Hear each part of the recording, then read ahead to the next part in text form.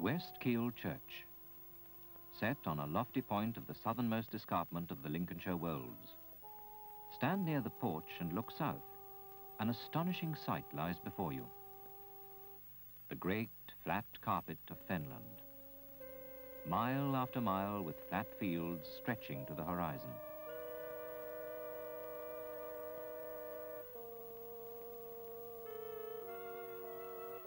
No hedges and few trees, except in small oases where a farm stands.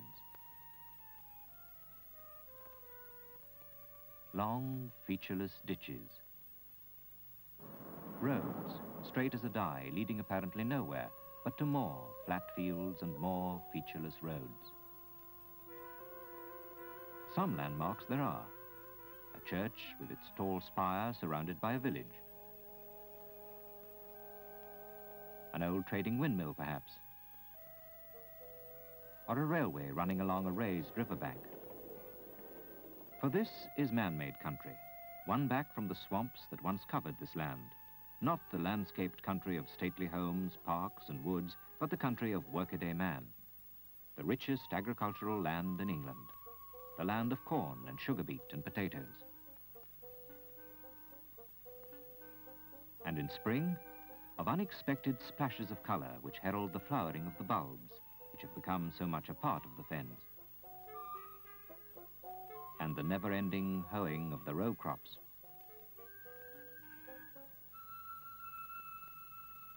In winter, fields lie sodden with months of incessant rain, slanting savagely down born and easterly gales. A fen is the Old English and North European word for bogland and swamp. To see the fens as they once were, we must go to Wycombe. Here is a rare stretch of fen which has never been drained. This is how the whole area would have appeared in medieval times, with reeds and sedge and bogland, a haven for wildlife of all kinds.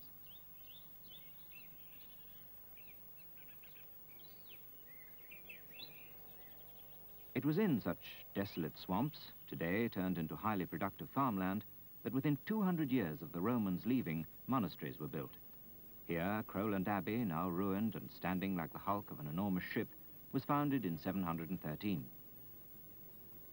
One can imagine St. Guthlac coming here in a small boat across the swamp, seeking a place of refuge from the world.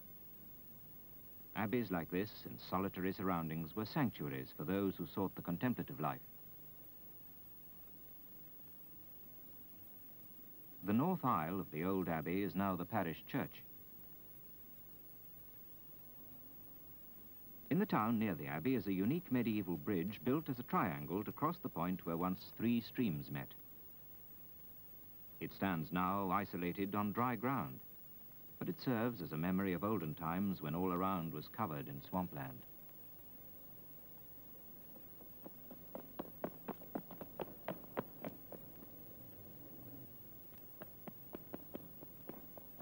Crowland still remains as a fine example of an unspoiled little fenland town. After the abbeys came the castles, built on defensive sites on the edges of the fens. And greatest of them all is Tattershall. The first castle was built early in the 13th century, but what we see is the great red brick Tudor keep of the 15th century, one of the most spectacular buildings of its kind in England. It was built of English bricks, probably by foreigners to a French design, and was originally covered in red ochre, which is a mixture of fine clay and iron oxide. The old castle came into the Cromwell domain when 2 large landowning families, the Cromwells and the Burnacks, joined through marriage.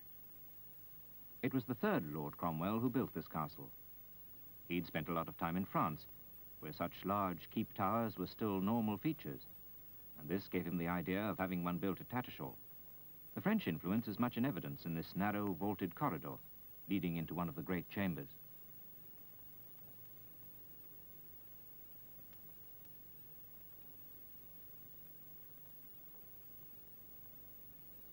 4 stories high, with each chamber of the same massive proportions, the keep was badly neglected in later years.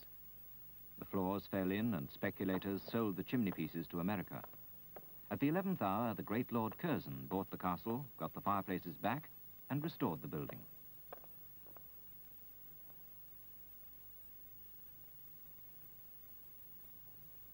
So it is that we can still see the vast chimney pieces with Cromwell's crest and seal of office as treasurer to Henry VI.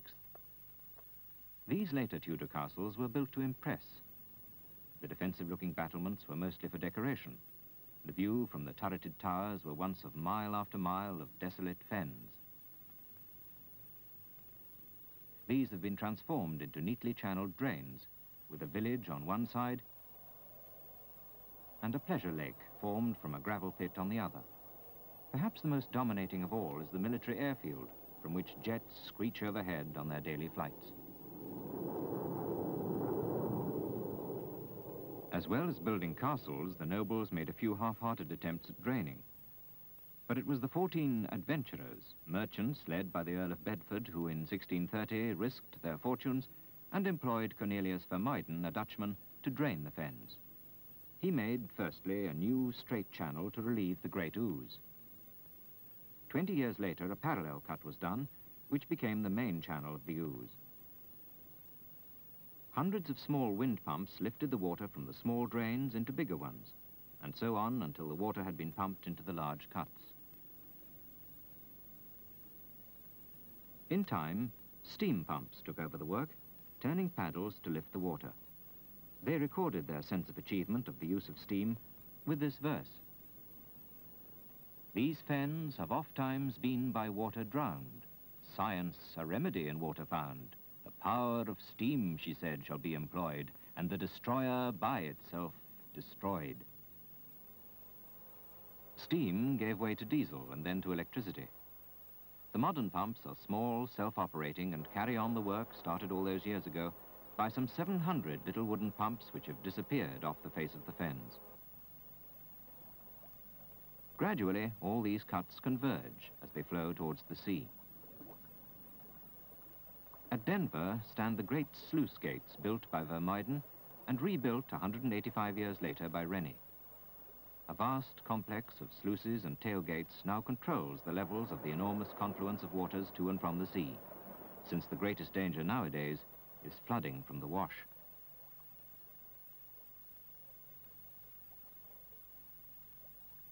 A pleasant side effect of turning the Ouse and other rivers into canals has been the making of hundreds of miles of water for holidaymakers.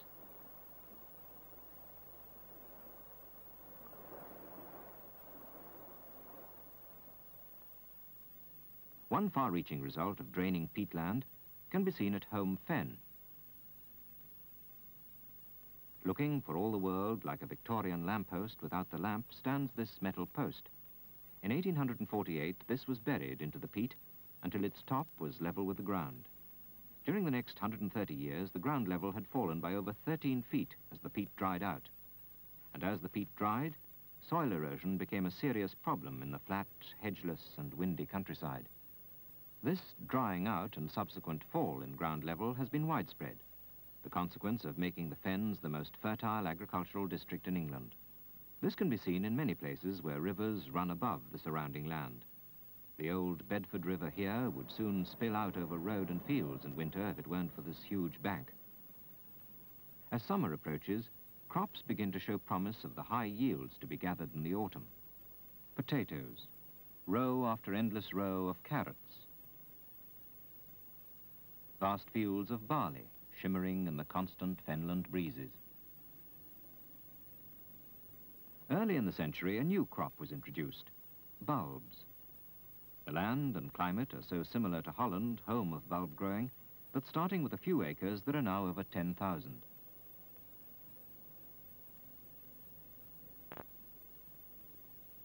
With tulips grown for their bulbs, all the heads are cut off in full bloom, which spoils the beauty of the scene. But not all are thrown to waste. Spalding is the center of bulb growing, and on one day in the year, the Flower Festival turns this quiet, charming town of 10,000 inhabitants into a thronging multitude of nearly 250,000. Every possible vantage point round the route is crammed to see the floats. And it's a happy day for the townsfolk offering souvenirs to the visitors. This is where the tulip heads went. 1,000 flowers to each square yard of decoration.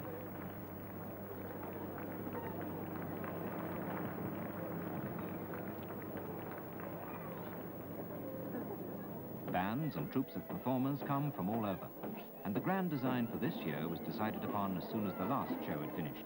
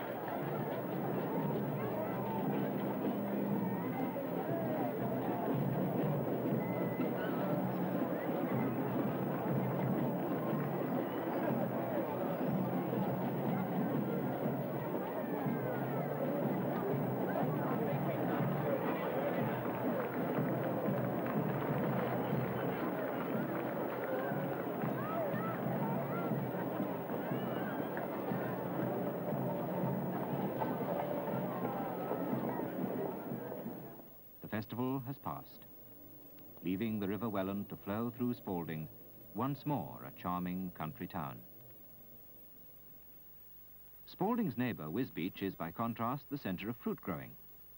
The roads around are all bordered by huge orchards of pears and low-spreading apple trees. These orchards were started in the last century when men left the Kentish orchards and immigrated to the district.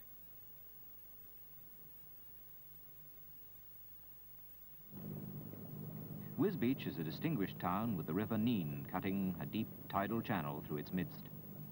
The North Brink forms one of the finest streets of Georgian houses in England.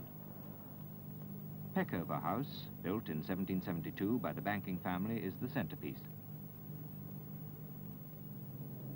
But on either side of it, and on the opposite bank, is a foil of similar houses. Below the bridge, the river becomes navigable for coastal craft, which make their way to the Wash. Once 4 miles distant, now 12. And if future drainage plans develop, one day may be still further away. And all across the fields, sailing over crops and vegetables and flowers, are the spires of the churches, the myriad of fenland churches. And greatest of them all is the Boston Stump, greatest tower of the fens, greatest tower in England. Boston is a splendid, wealthy, medieval town and port. The old warehouses remain, though their trade is gone. Old houses too, Shodfriars Hall and Pilgrim House. The Assembly Hall, the Rum Puncheon. They all lead up to the Stump. From the tower can be seen the River Witham winding through the quays of the old port, the marketplace and the Assembly Hall, and away in the background the river flowing through Holland Fen. To the east of the town is a labyrinth of narrow streets and houses with pantile roofs. It was from Boston that 7 ships set sail full of local men 10 years after the Mayflower to found that other Boston in New England.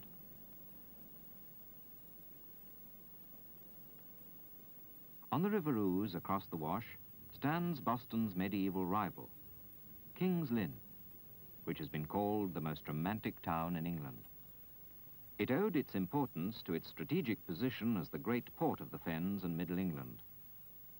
On the old quayside is the Customs House, built by the local architect Henry Bell. The new port maintains its tradition with a thriving and growing trade with Germany, Greece and the Middle East, and with Scandinavia and Canada for timber. On the old quayside are the mansions of the merchants with fine facades to the streets and warehouses to the river. This square, the Tuesday Market, is lined on all sides by fine houses of different periods.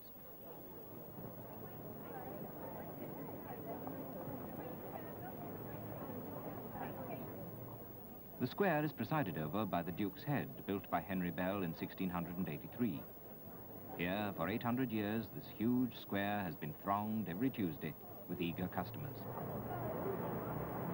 On Tuesday market days, there's an air of peace in the Saturday market, dominated by the Guildhall built 550 years ago in a checker design using flints. The porch was added later, designed to match, and celebrates Elizabeth I.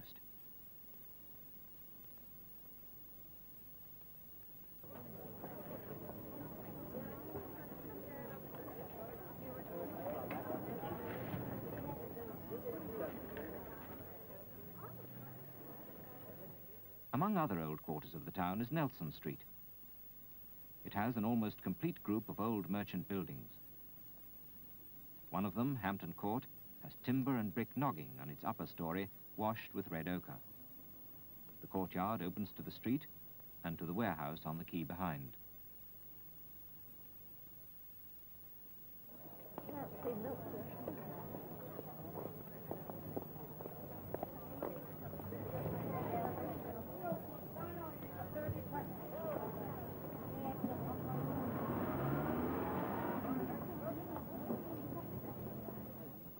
In spite of hopeful signs, the North Fens are uniformly flat, and one can search in vain for the hill on the post.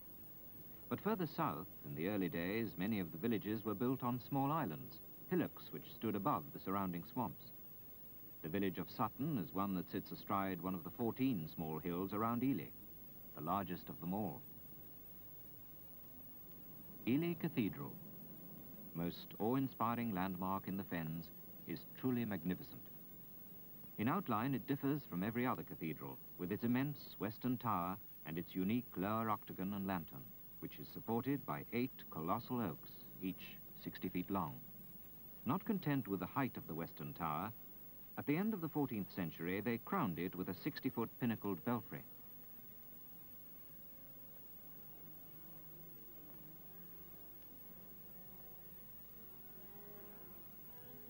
Too heavy for its foundations, it's been a problem ever since. The early Norman central tower collapsed with a roar like thunder in 1322, and in a moment of supreme creative vision, Alan of Walsingham designed the octagon.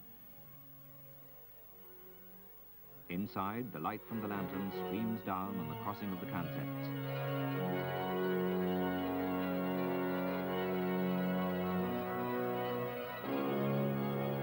Beyond the screen lies the high altar.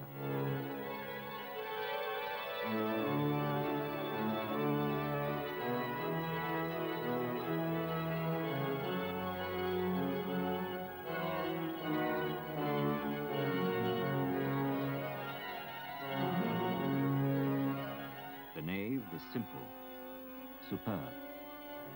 Of great length, it seems even longer, even loftier for being so narrow.